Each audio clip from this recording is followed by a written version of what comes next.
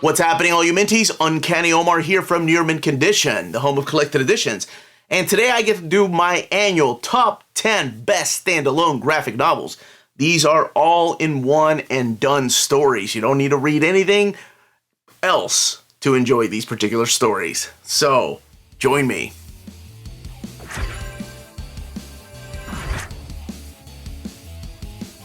And welcome back, everybody. So, this is the annual top 10 best standalone graphic novels. Let me know in the comments down below if you've read any of these, what else you suggest, what you think is a good standalone story that is all in one and done. Don't need to read anything before it, don't need to read anything afterwards. Now, every month I do my hidden gems, which is very similar to this sometimes, but sometimes they're 4 or 5 volumes, and I do top 10s like Image comics, top 10 IDW comics, top 10 Marvel Omnis, which somebody reminded me that I need to redo because my last one was 3 years ago or so. So I need to redo those Marvel and DC Omnis. Maybe sometime in December. But anyway, this is the annual top 10 best standalone graphic novels. Before I go any further, don't forget to smash that like button, please. Subscribe. Ring that bell for notifications. All of that helps with our YouTube algorithm and our channel keep growing. And right now, the algorithm is kind of whack on YouTube, so it really does mean the world to us.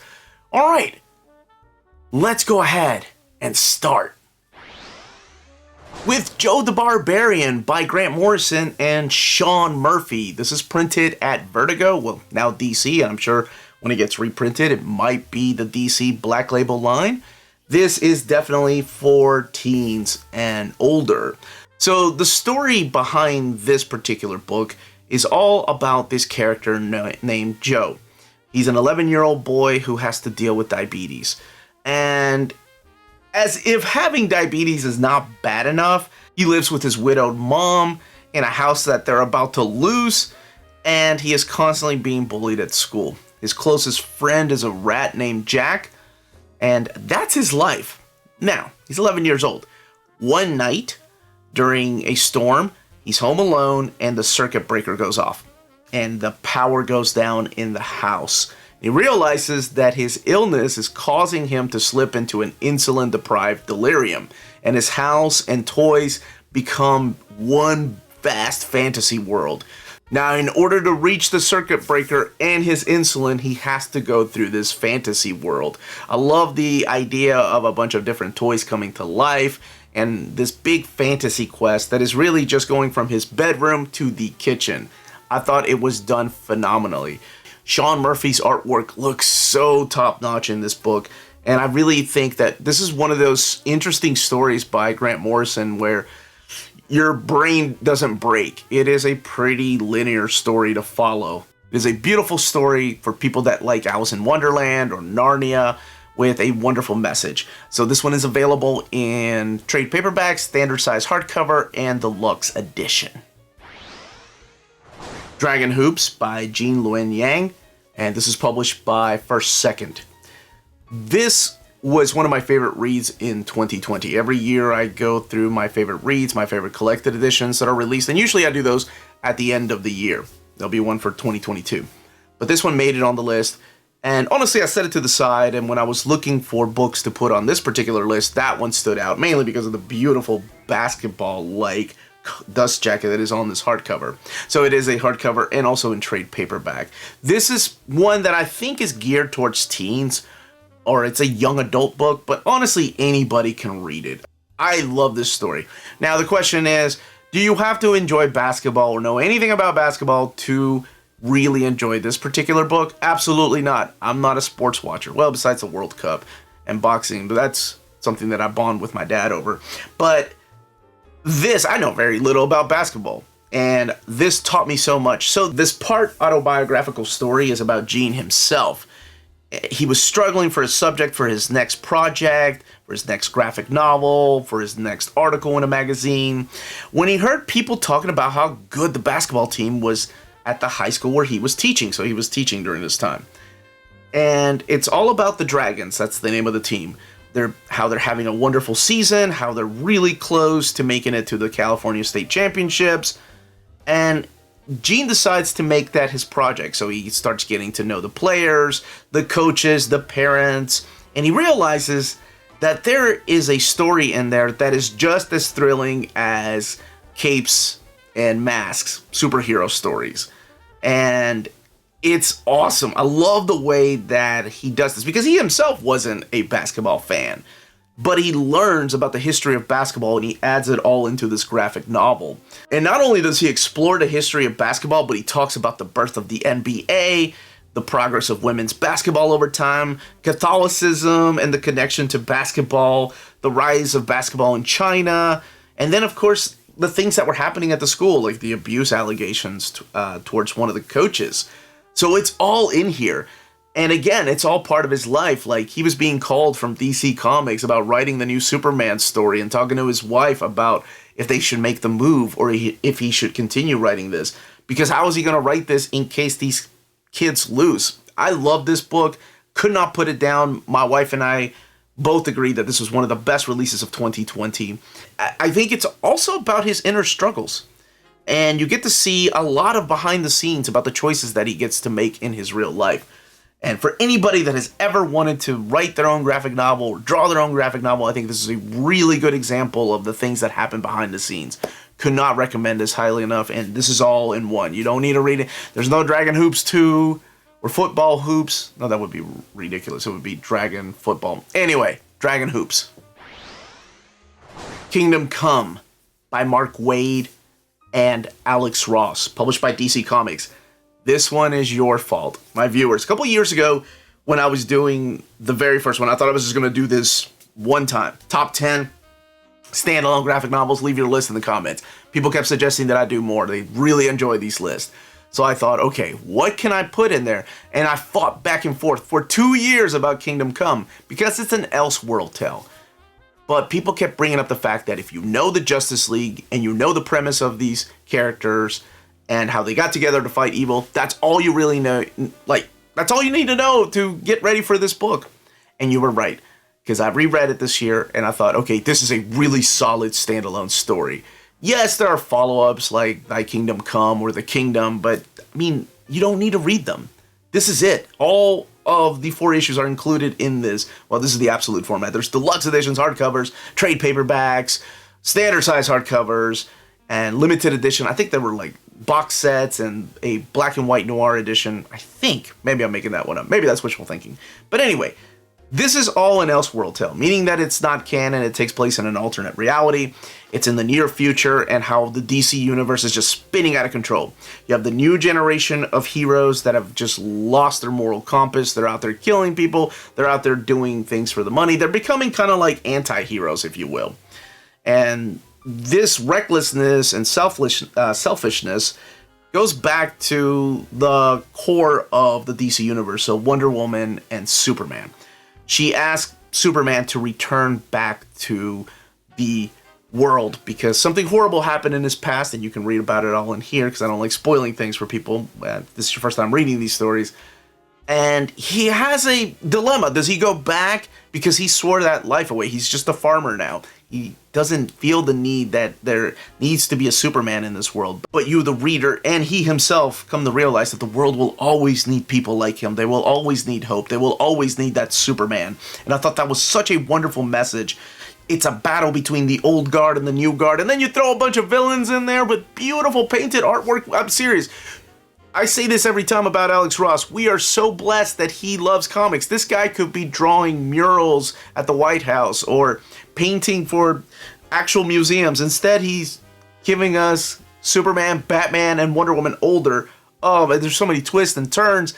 And yes, there's something in there, of course, for people that love DC Comics. But if you're a brand new reader, this world is so amazing that you probably want to branch out and read these stories. But again, standalone, I loved it, and you all were right. Absolutely right. Kingdom Come belongs on this list. So that's why it's here this time around. Black Bolt by Saladin Ahmed and Christian Ward, published by Marvel Comics.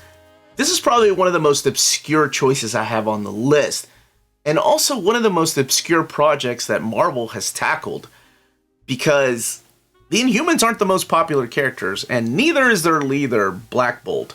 But this is a story about him. So how do you make people care about Black Bolt and his relationships to the Inhumans. If they've never read anything about these characters, well, that's where Saladin Ahmed steps in. So what he's able to do is take a character you know nothing about, and in this case, it's Blackguard Boltion. That's right, that's his real name, Black Bolt.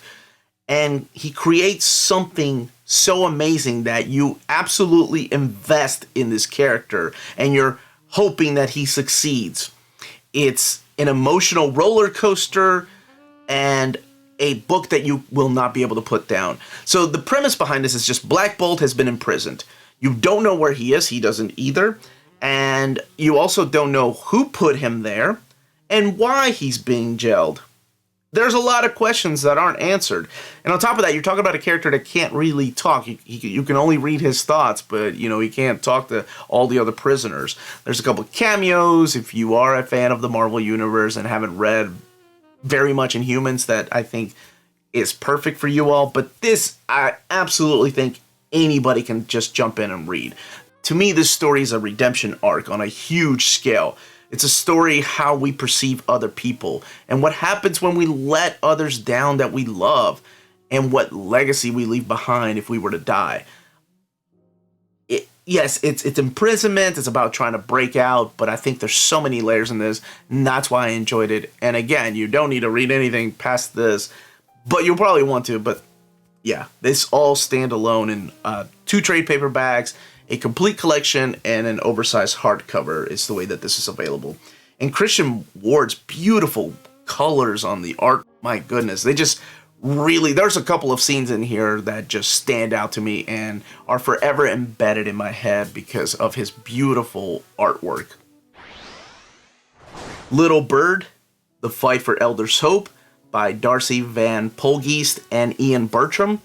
And this is published by Image Comics. And this is a unique read. I'm going to go ahead and say this. You're going to need to read this probably more than once, twice, maybe 3 times. I've read it 3 times, but I feel like I gained so much more every time I read it. I read this first in 2019, and I came really close to adding it in 2019 as one of my favorite reads and one of the best standalone graphic novels. But then I reread it again last year, and I can't remember why I read it this year. Maybe it was just a book that I needed to read again because I kept going back to it because of Bertram's wonderful artwork that's like a mix of Mobius and Katsuhiro Otomo all packaged together with like James Stokoe. Oh my gosh, I love his art. So that's why I wanted to come back and revisit this and experience this world again and this crazy world building because you're just thrown in the middle of the story. I love that. I love when writers do that. They just throw you like you're smart enough to figure it out and they're not going to stop. They're not going to pull any punches. You're going to have to keep up or you're going to have to put the book down. And I get that this is not for everybody because it can be a little confusing, even though the premise that I'm about to say is pretty simple. So in this particular post-apocalyptic world, America is no longer the United States, but instead it's a continental empire that's ruled by the Vatican. Well, it's the Vatican with a little bit of a twist because there are like brutal televangelists.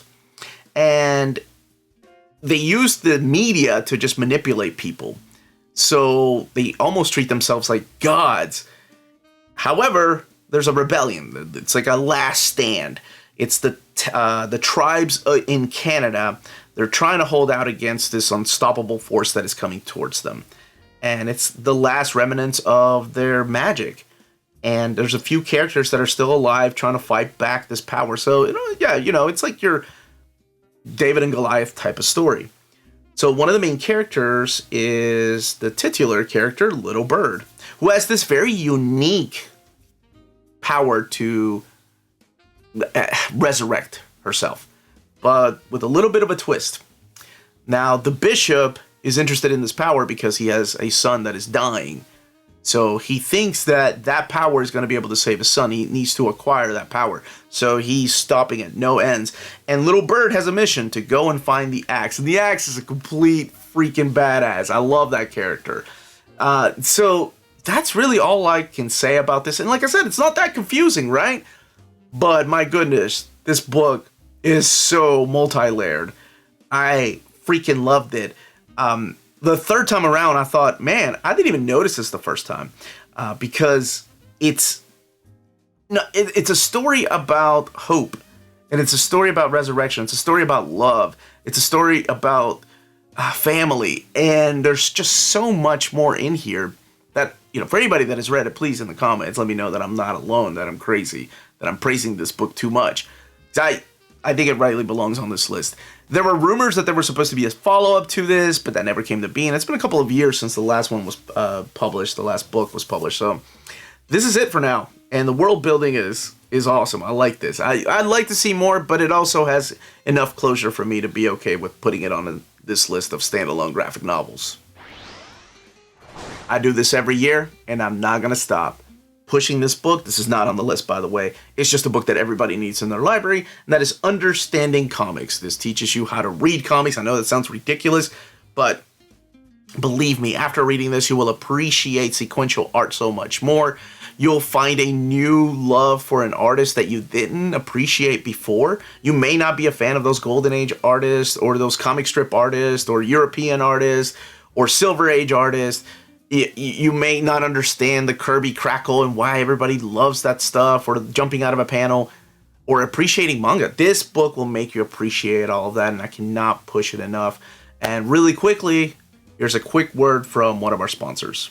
If you live in Europe and are interested in buying and pre-ordering Omnis, then you should definitely check out Walt's Comic Shop in Berlin, Germany. They have the cheapest pre-order prices for Marvel and DC books within the EU, flat rate shipping of €12 for all EU countries, bulletproof packaging, and all emails will be answered within 24 hours. They offer a huge selection of out-of-print books. Just head over to waltzcomicshop.com for more great deals and rare titles.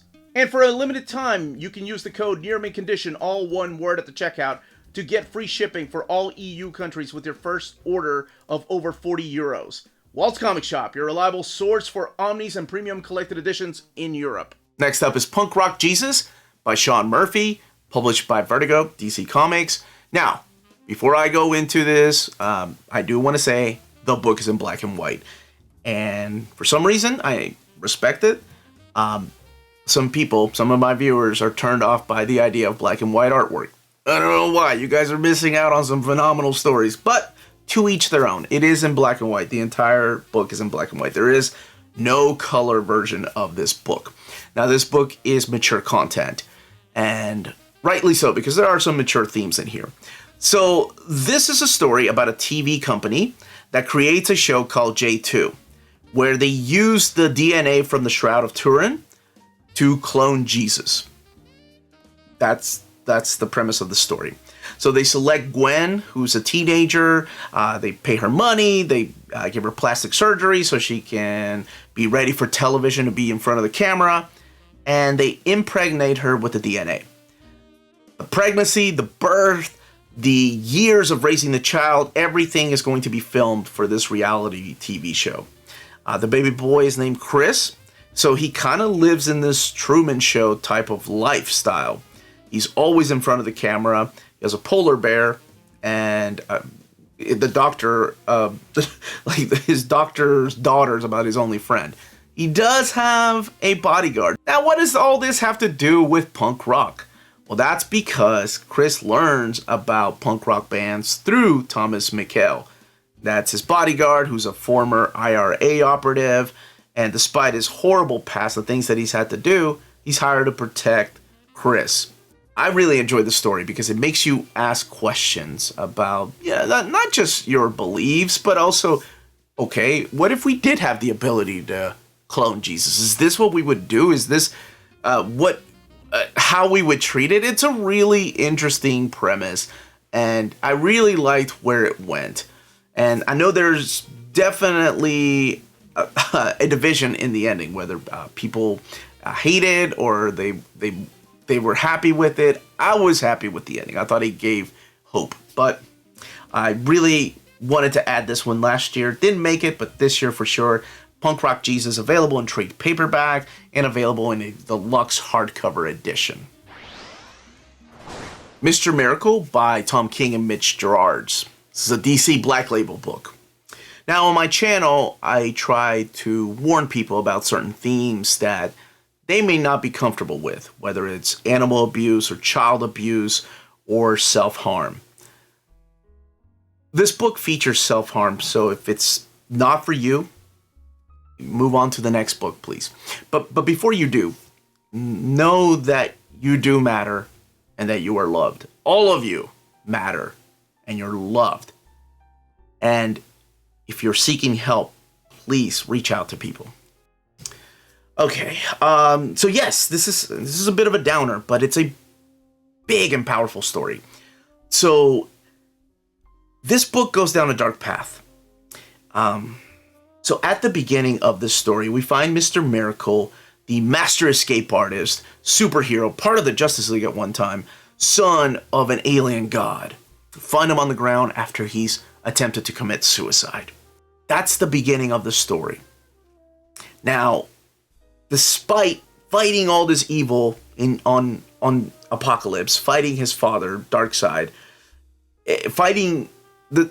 despite this epic scope of his past, Mr. Miracle, Scott, is living in a condo in LA with his wife, Barda. Now, we don't understand what he's been up to lately, what caused him to try to end his life, because we're interrupted because Scott and Barda are summoned to New Genesis. And that's the world where Scott was born. And war has broken out again between New Genesis and Apocalypse, and Scott and Big Barda must help this fight. So for the next few years, we see Mr. Miracle and Big Barda split their time between fighting this big epic war and living a domestic life in their condo. Like whether it's moving around furniture or whether it's getting ready for a change in their life. Now, I love the use of Mitch Gerads' 9-panel grid in this. He kind of gives you a sense of claustrophobia and a sense that Scott cannot escape these panels. Only a handful of pages actually have more than 9 panels, and I thought it was a good use of it. It's definitely a throwback to that Jack Kirby era with a modern spin. Now, I've talked about a lot of dark things that happen in this book, but the book is actually about hope. And what is life? And what is life worth living? And I think that's the message that this book is about. But you gotta get through the darkness to get there. It's a beautiful story, available in trade paperback, standard size hardcover edition, and in deluxe edition, and hopefully one day an absolute edition. I've seen this book on a lot of people's list, and it rightly belongs there. You don't need to read anything else about Mr. Miracle or Darkseid or New Genesis or Big Barda, but you'll want to in order to appreciate this, because this really does feel like a standalone pocket universe anyway. It's not like the DC universe was current during this particular story. Nextwave, Agents of H.A.T.E by Warren Ellis and Stuart Immonen, published by Marvel Comics. Now, before I talk about the book, I have to mention Warren Ellis is one of these creators that people are divided on. Some people cannot support anything his name is on, and some people don't care.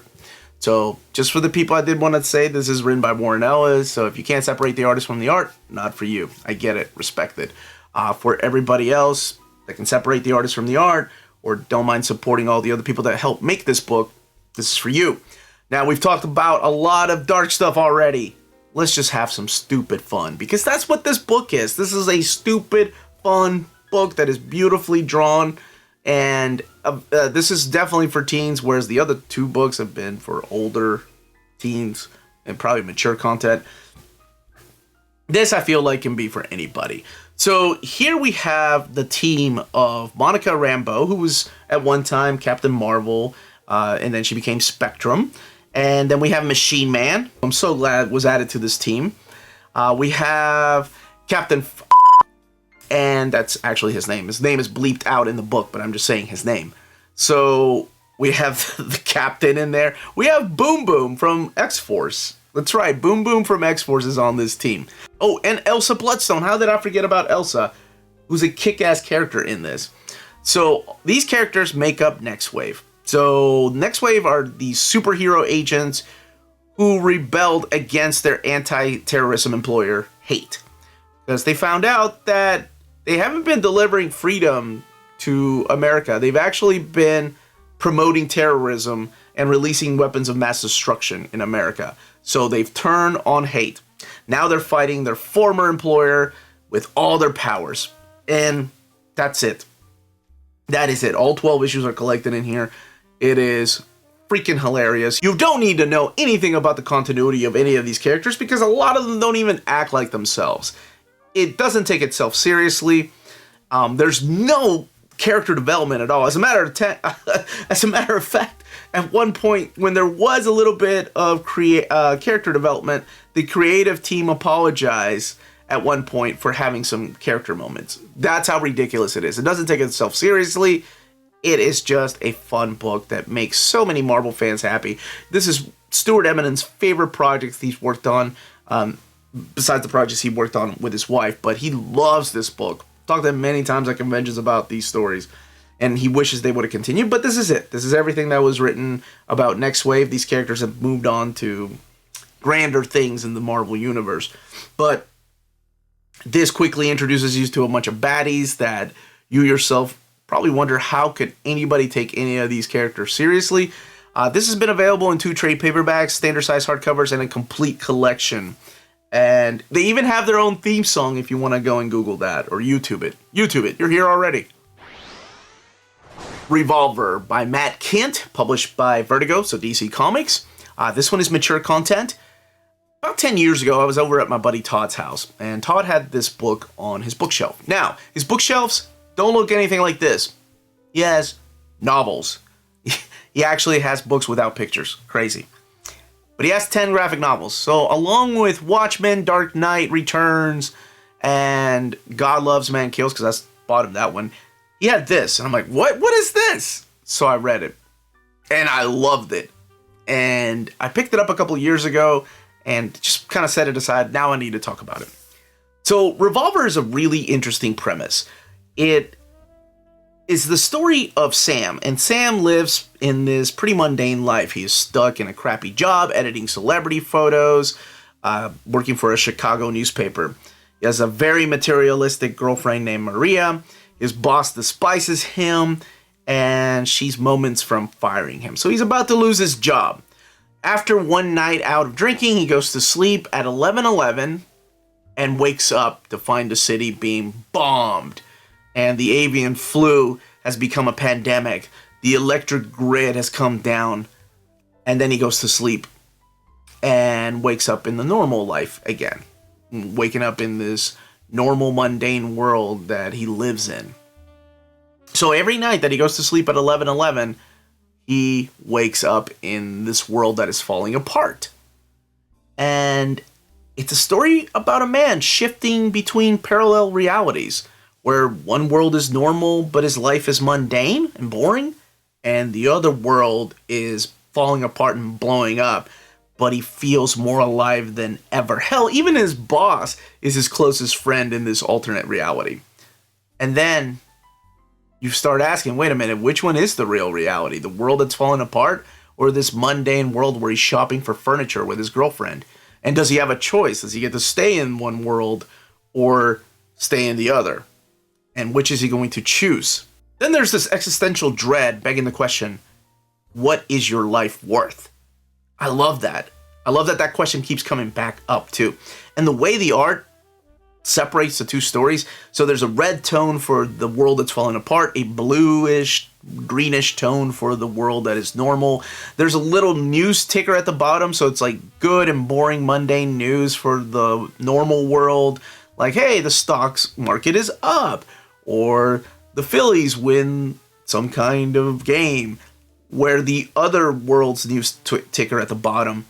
Always, by the way, looking at the pages. I love that about this, because they use the page number as part of the news story. Like 35 people dead, then the next page is 36 birds just dropped out of the sky.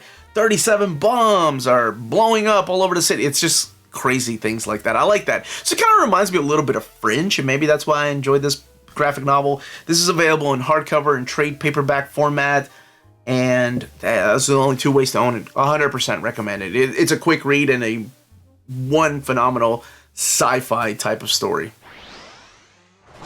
Underwater Welder by Jeff Lemire, published by Top Shelf Productions.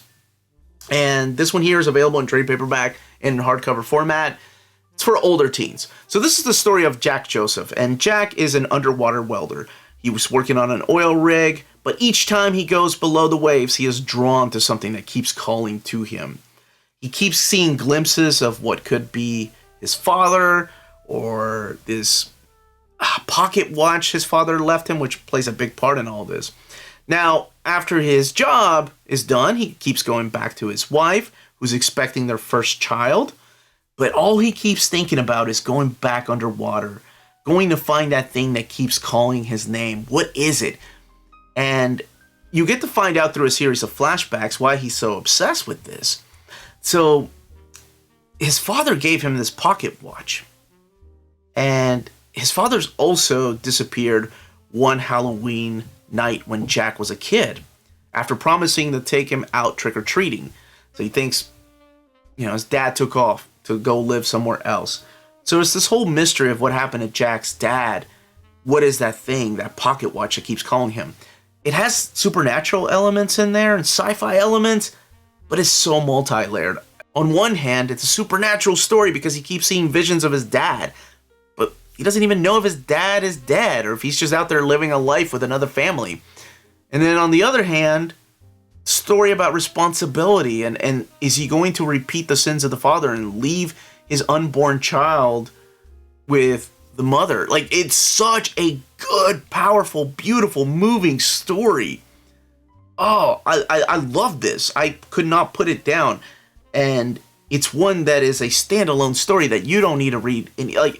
I've seen this described as the best, one of the best Twilight Zone episodes, and that doesn't do it justice. I think it's a good story. It doesn't need to be compared to the Twilight Zone. I love the Twilight Zone, by the way, because it stands on its own. The artwork in here by Lemire, who I've on my channel have said many times, not my favorite artist, but it works. It works so well in this book. It gives you a different experience. It seems crude and minimalist at first, but as you read it and keep reading it, you become sucked into the storytelling. It just gives you what you need to follow the story, to fire that imagination in you. Like, the gorgeous watercolors fit the tale of the ocean waves and the ghostly apparitions that Jack could be seeing.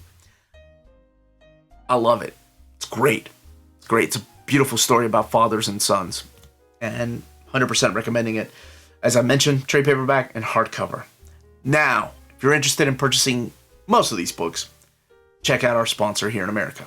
CheapGraphicNovels.com, your online home for graphic novels and collected editions up to 50% off cover price. They have excellent shipping and prompt and helpful service. Check out their bargain deals for up to 90% off cover price. And don't forget that CGN also takes pre-orders. That way you don't miss out on the hottest releases. And they are currently running a special promotion for you Minties. If you're a first-time customer, after receiving your order confirmation email, reply back to that email and let them know near mint condition sent you their way. They will then apply a free shipping promotional credit to your next order in the US. Cheap Graphic Novels, your source for the hottest books with the kind of deep discount, quality shipping, and customer service that will keep you coming back for more. And those were the top 10 best standalone stories this year, 2022.